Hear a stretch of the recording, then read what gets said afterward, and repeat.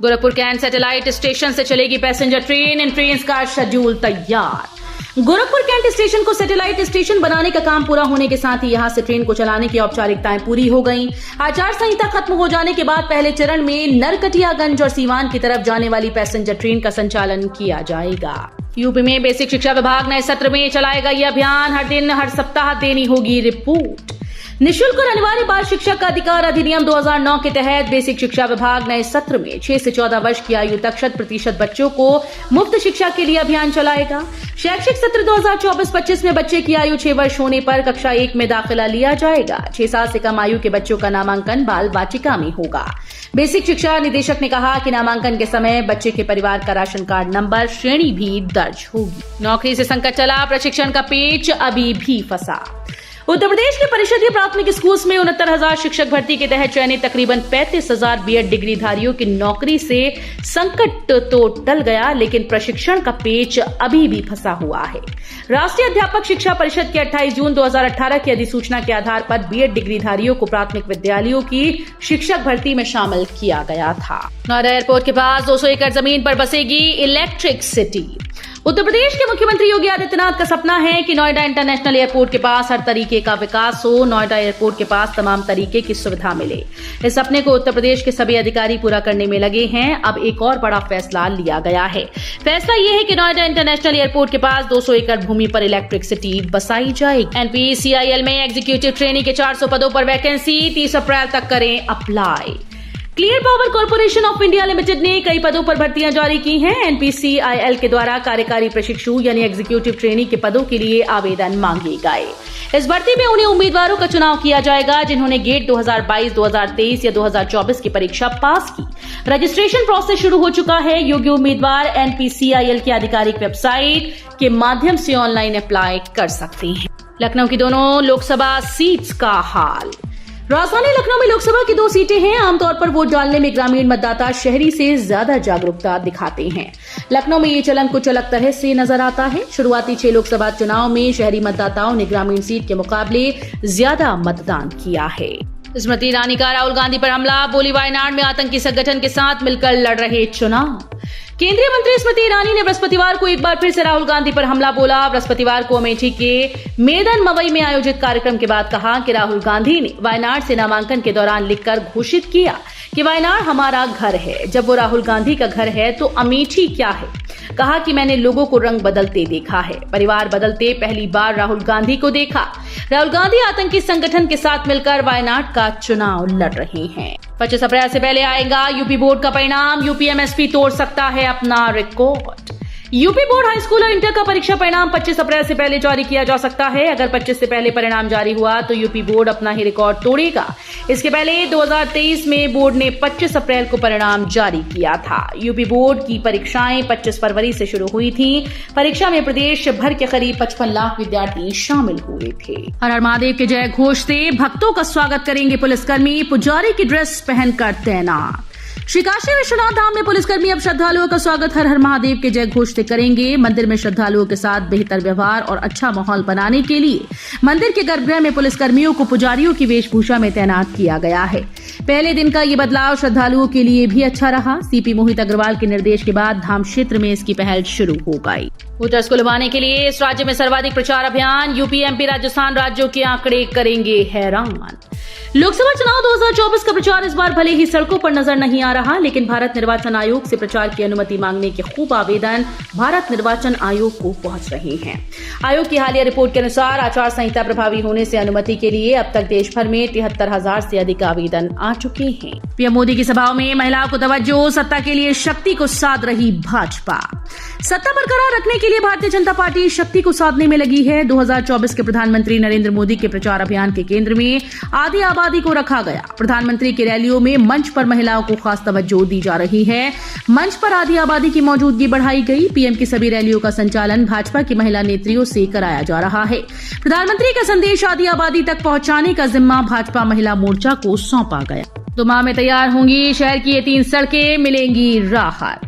रामगढ़ताल क्षेत्र में 2 माह में 3 सड़कों का काम पूरा होने से परिवहन सुविधा बेहतर हो जाएगी। इसमें रामगढ़ताल क्षेत्र के विद्युत उपकेंद्र तारामंडल से देवरिया बाईपास तक बनने वाले 2 4 लेन 1 माह में पूरे हो जाएंगे, जबकि 2 माह में रामगढ़ताल रिंग रोड बनकर तैयार होने की संभावना है। इन तीनों प्रोजेक्ट पर तेजी से कार्य किया जा रहा है, जबकि देवरिया बाईपास 4 लेन का काम भी जारी है। रामगढ़ताल क्षेत्र से देवरिया बाईपास रोड तक 2 4 लेन बन रहे हैं। यूपी से बार बार संसद पहुंचने वालों की संख्या लगातार बढ़ी, कोई 6 तो कोई 10 बार जीता। यूपी से बार बार संसद पहुंचने वालों की संख्या में लगातार इजाफा हो रहा है। प्रदेश में ऐसे नेताओं की लंबी फेहरिस्त होती जा रही है जो चुनाव दर चुनाव जीत दर्ज कराते हुए एक के बाद एक दूसरी, तीसरी, चौथी, 5वीं, 6ठी और 7वीं बार जीतकर लोकसभा पहुंचे हैं। इनमें से कई ऐसे जिनका प्रदेश ही नहीं बल्कि देश भर में बड़ा नाम रहा है। 2 सांसद तो ऐसे रहे जो पीएम के पद पर सुशोभित हुए हैं। अगले 3 दिन बदलेगा मौसम, तूफानी हवा के साथ बारिश और ओले गिरने का अलर्ट। मौसम विभाग के अनुसार अगले 3 दिन मौसम में बदलाव होगा। यूपी के कई शहरों में तेज आंधी तूफान बारिश के साथ ओले गिरने की संभावना है। मौसम ने करवट बदलना शुरू कर दिया है। आसमान में बादल छाए रहेंगे। चारों दिशाओं से आसमान में धूल भरे गुबार दिख सकते हैं। अंधड़ और बारिश से तापमान में गिरावट आने से लोगों को राहत की सांस मिलेगी। अब राशन में नहीं होगी कटौती, डब्ल्यूएस से जुड़ेंगी दुकानें। जनपद के गरीबी रेखा से नीचे जीवन यापन करने वाले लोगों के लिए खुशखबरी भरी खबर है। कोरोना काल से अब तक राशन वितरण प्रणाली पर कार्ड धारक कम राशन देने की शिकायत कर रहे थे। ऐसे में राशन वितरण प्रणाली में सुधार किया गया। जनपद के कोठेदारों की सभी दुकानें ई वेइंग स्केल से जोड़ी जाएंगी, यानी ई पॉस मशीनों को कांटे से जोड़ा जाएगा। गांधी परिवार की सीट पर सब्र की परीक्षा बनी रणनीति। यूपी में गांधी परिवार के कोटे में गिने जाने वाली अमेठी और रायबरेली लोकसभा सीट पर प्रत्याशी की घोषणा का इंतजार कर रहे कार्यकर्ताओं को रणनीति के नाम पर सब्र रखने को कहा जा रहा है। प्रत्याशी की घोषणा में देरी को पार्टी अपनी रणनीति बता रही है। वैसे संगठन के स्तर पर अमेठी से राहुल गांधी और रायबरेली में प्रियंका गांधी को ही संभावित प्रत्याशी मानकर चुनाव लड़ने की तैयारी चल रही है। नोएडा मेट्रो का यात्रियों को तोहफा, सिर्फ एक कार्ड से करें दिल्ली मेट्रो में सफर। नोएडा मेट्रो यात्रियों को बेहतर कनेक्टिविटी देने के लिए लगातार प्रयास कर रही है। अब नोएडा मेट्रो में सफर करने वाले यात्रियों को एक और खास सुविधा दी जाएगी। एनएमआरसी ने नोएडा मेट्रो में टिकट खरीदने के बाद आधे घंटे के भीतर यात्रा करने की बाध्यता खत्म कर दी। मेट्रो लाइन पर टिकट इस्तेमाल करने की वैधता पूरे दिन के लिए बढ़ा दी गई। नोएडा मेट्रो में इस वक्त 50,000 से ज्यादा यात्री सफर कर रहे हैं। सफाई कर्मी की पेंशन न देने पर हाईकोर्ट सख्त, चेयरमैन और ईओ का वेतन रोकने का आदेश। इलाहाबाद हाईकोर्ट ने फंड की कमी बताकर सेवानिवृत्त कर्मियों के सेवानिवृत्ति परिलाभों का भुगतान न कर पाने वाले नगर पालिका परिषद सिरसागंज फिरोजाबाद के चेयरमैन अधिशासी अधिकारी के वेतन भुगतान पर रोक लगा दी। कोर्ट ने कहा कि सेवानिवृत्त सफाई कर्मी, याची व समान कर्मचारियों के परिलाभों का भुगतान कर दिया जाता है तो वे आदेश वापसी की अर्जी दे सकते हैं। क्यूएस वर्ल्ड यूनिवर्सिटी रैंकिंग में लुढ़का आईआईटी इंजीनियरिंग एंड टेक्नोलॉजी वर्ग में 93वां स्थान।